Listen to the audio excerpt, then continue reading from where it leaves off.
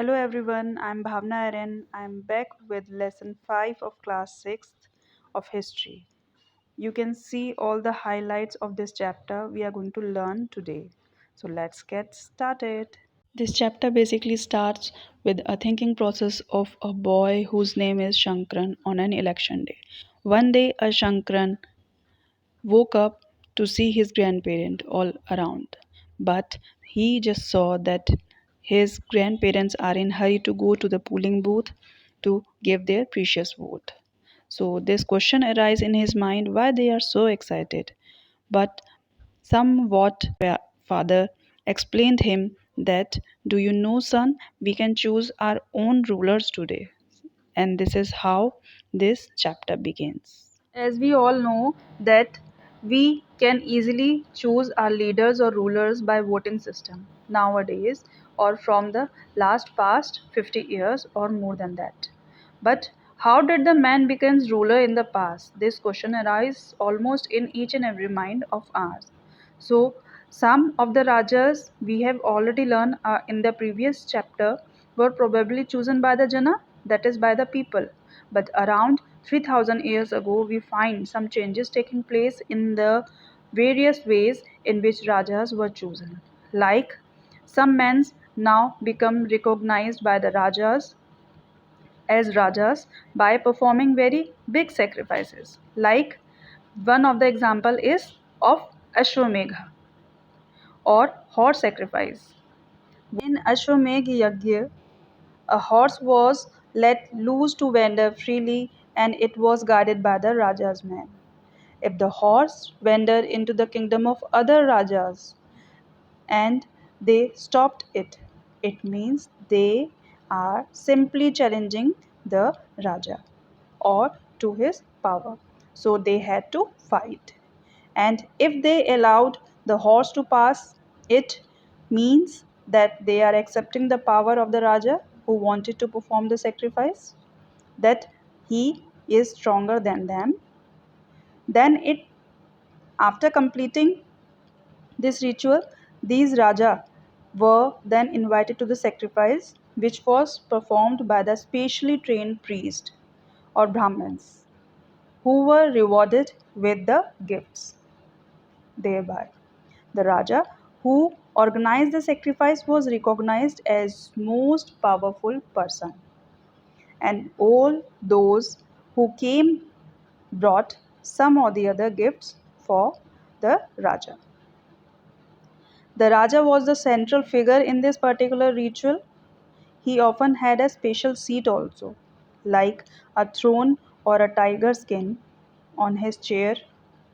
His charioteers, who was his companion in the battlefield and witnessed his exploits, chanted tales of his glory. His relatives, especially his wives and son, had to perform the variety of minor rituals along with him. The other Raja was simply spectator. Who was spectator? Spectator means who had to sit and watch the performance of the sacrifice or Raja. Priests perform the rituals including the sprinkling of scathed water on the king, and the ordinary people, generally the wish or the Vaishyas. Who are Vaishyas? Vaishyas are the merchant or the farmers, also brought gifts for the king. However, some people, such as those who were regarded as Shudras by the priest, were excluded from these many rituals. Now, in Varnas, we have many books that were composed in North India. Composed means Rachna. During this period, these books are often called later Vedic or Ved because they were composed after the Rig Veda. These includes Rig Veda, Samved, Yajurved and Atharved. These were composed by the priest and describe how rituals were to be performed by each and every one living in the On the other hand, the priests divided the people into four groups called varnas or caste system. According to them, each varna had a different set of function.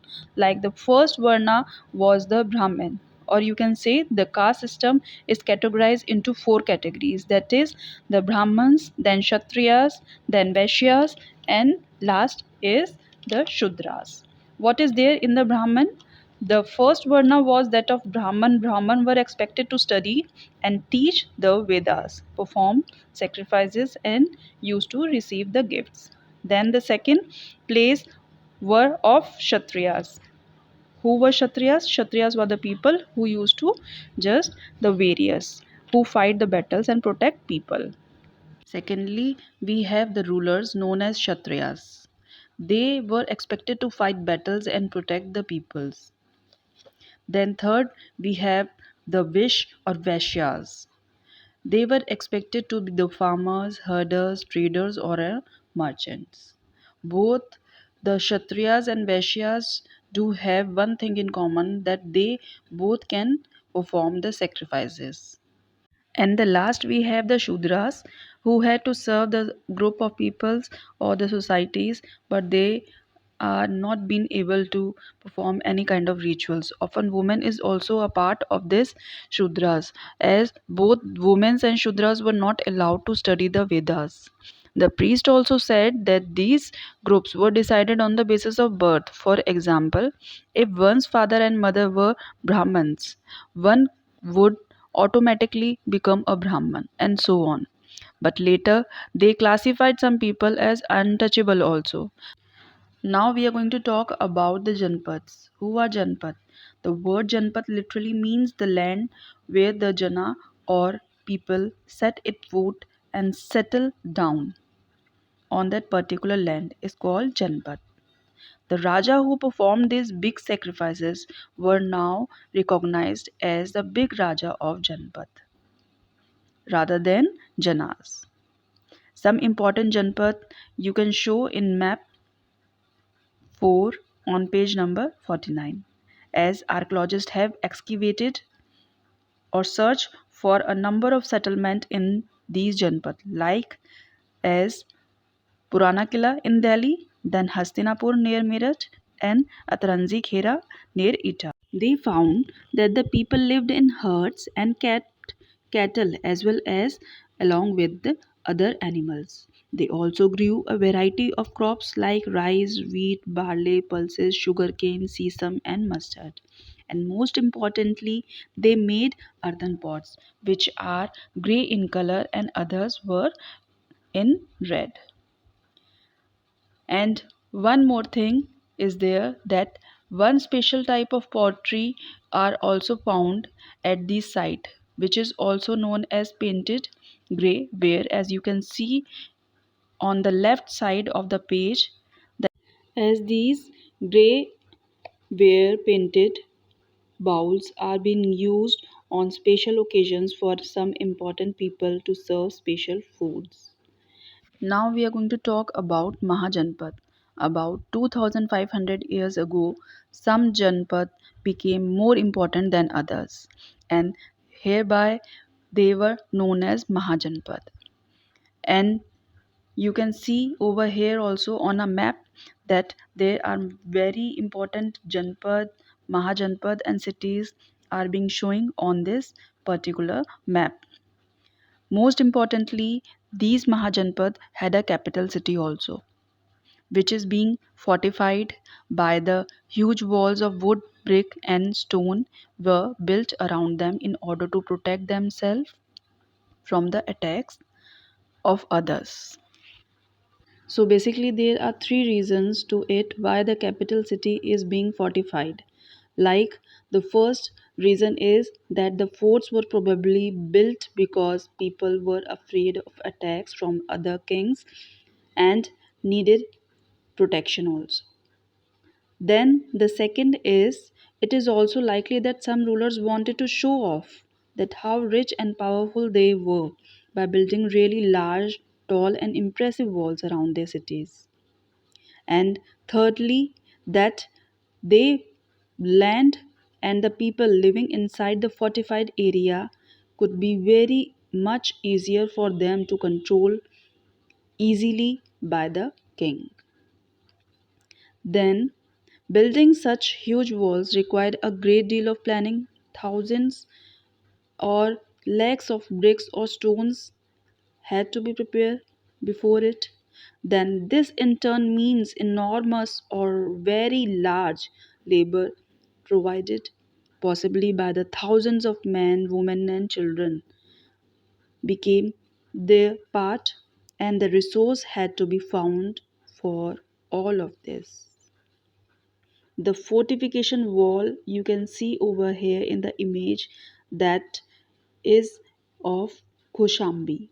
This is a picture of remains of wall made of bricks found near present day Allahabad, that is in Uttar Pradesh. A part of it was probably built about 2500 years ago.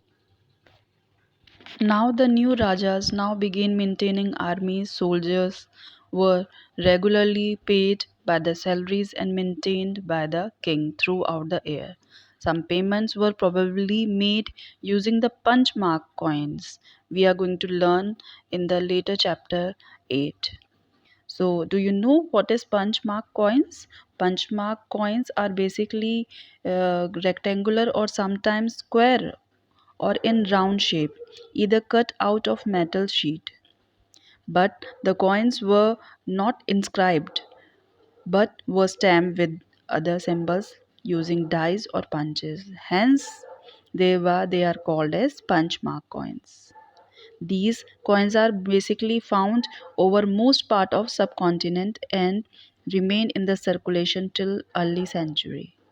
So this is all about the first part. Thank you so much. Do like, share and subscribe my channel.